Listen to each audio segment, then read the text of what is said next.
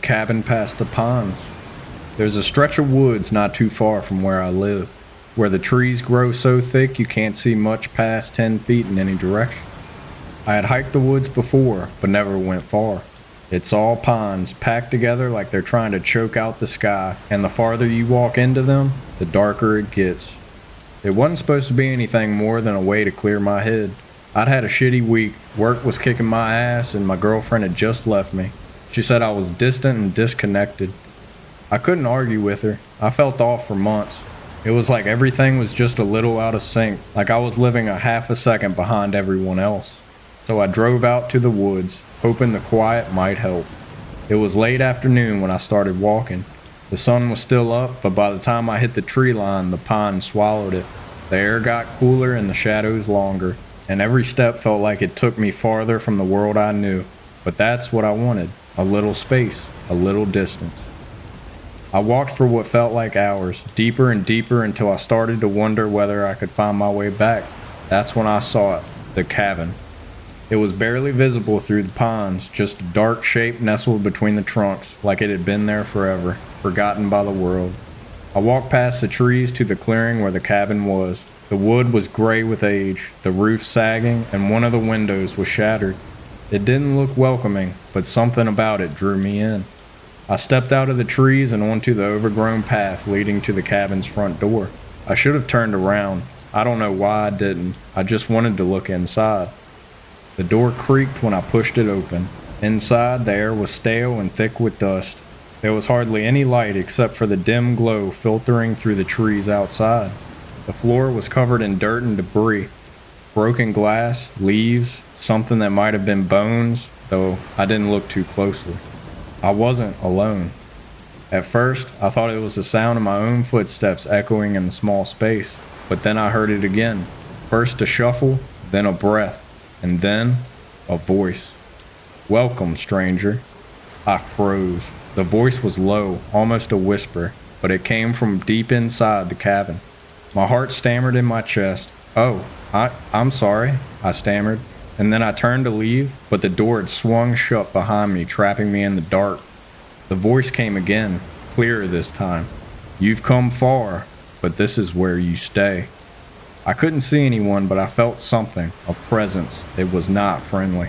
Like they were sinking into the floor, and the air around me seemed to thicken. My head swam, and suddenly, I wasn't sure where I was. The cabin felt wrong, like it wasn't just a building, but something alive, something watching.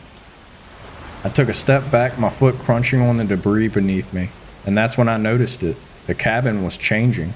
The walls began to shift, move, and change direction. The room almost felt like it was breathing, expanding and contracting in slow, shallow breaths. The windows, where there should have been fading light from the outside, were now pitch black, as if the cabin had disappeared into a void. And the floor beneath my feet, it wasn't just dirt and debris anymore. It was stone. Cold, damp stone. I don't know how long I stood there, watching the impossible changes, but when I turned around, the front door was gone. In its place was a hallway, a long, narrow corridor stretching out into the dark. The voice came again, closer now. "Keep going." I didn't want to, but I didn't have a choice. My feet moved on their own, carrying me down the hall, the walls pressing in on me as I went.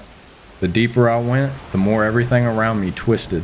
The floor sloped at impossible angles. The walls pulsed like they were alive, and the air grew thicker, harder to breathe. And the voice, God, the voice, it followed me, whispering things I couldn't understand, words that didn't make sense but filled me with dread. By the time I reached the end of the hall, I wasn't even sure if I was still in the cabin. The space around me was wrong, like a nightmare I couldn't wake up from. The walls were lined with symbols, crude, jagged things carved into the wood and stone, symbols that seemed to shift when I looked away. My head ached, and time wasn't right anymore. I checked my phone, but the screen was blank. No signal, no time, no nothing. My watch had stopped, its hands frozen in place. I couldn't tell how long I'd been there, minutes, hours, days. It didn't matter, there was no escape. At the end of the hallway, there was a door, old and rotted, hanging on the rusty hinges. I didn't want to open it, but the voice, now right beside me, breathing in my ear, left me no choice. Open it. I reached for the handle, my hand trembling. The door swung open on its own, revealing a room.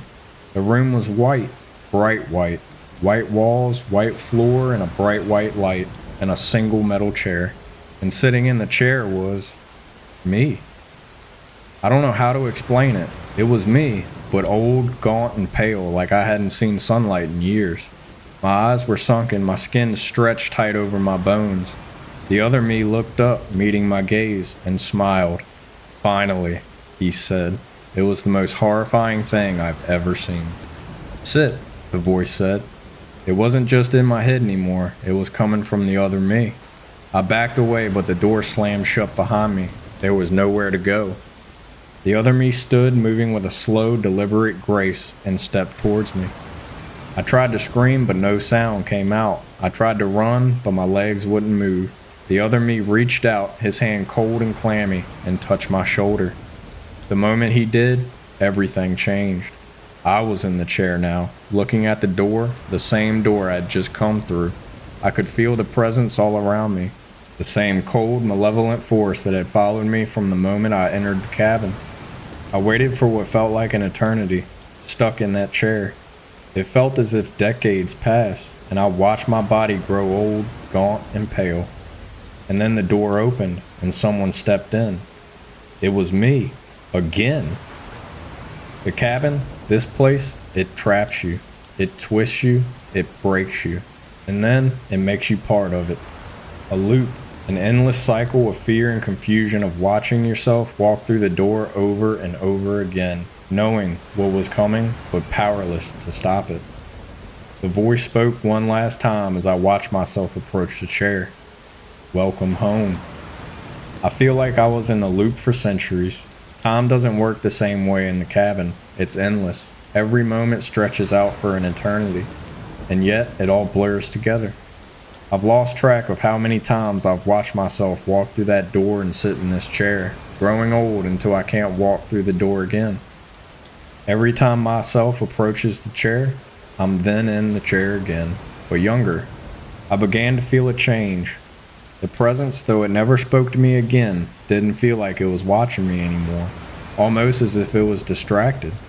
I could feel it shifting its focus somewhere. I didn't understand why until the door creaked open. It wasn't me this time.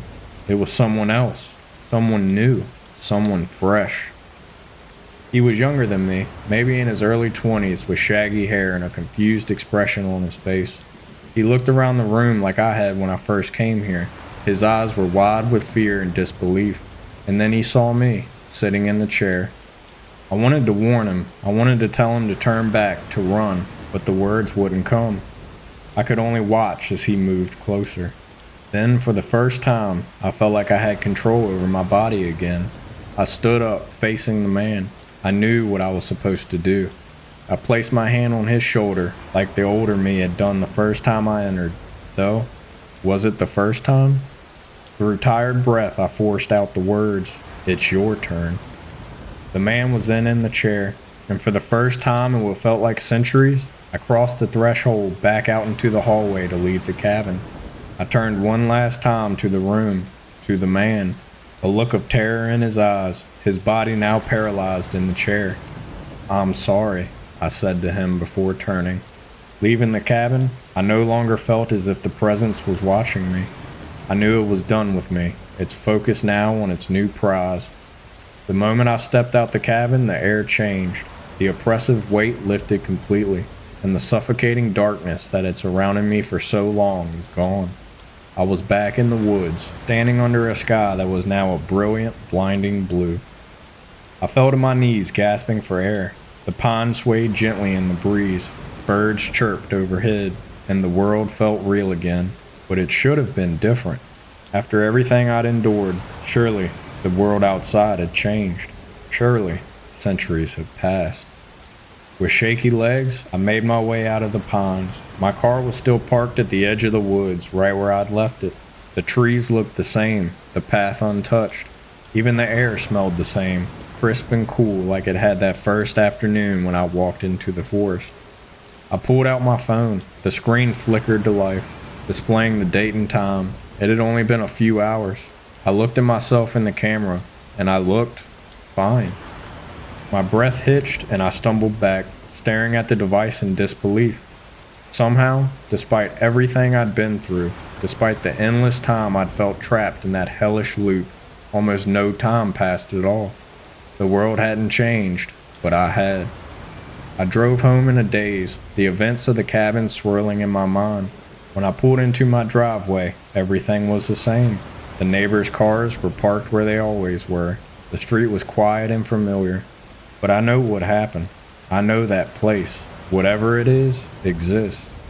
And somehow, impossibly, I've been given another chance. But I know one thing, I will never step foot back into those woods. I know if I do, I might not be lucky enough to get out a second time. And if you ever find yourself walking through the pines and you see a cabin, run.